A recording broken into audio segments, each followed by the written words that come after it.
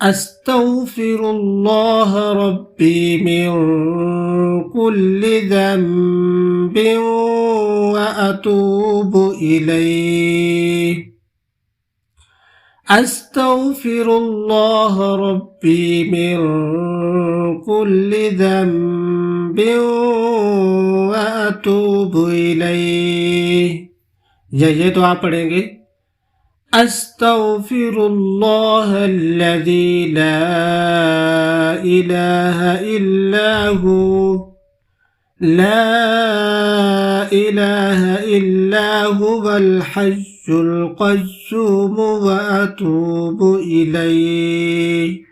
تو اس عشرے کے اندر اٹھتے بیٹھتے چلتے پھرتے استغفار کرتے رہے، اس لیے کہ حدیث مبارکہ کے اندر آیا کہ اللہ کے نبی صلی اللہ علیہ وسلم نے ارشاد فرمایا کہ رمضان المبارک کے 3 عشرے ہیں۔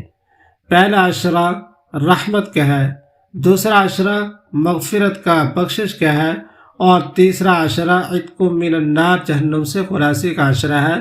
تو پہلا عشرہ رحمت کا عشرہ وہ مکمل ہو چکا، اب دوسرا عشرہ یہ مغفرت کا عشرہ ہے۔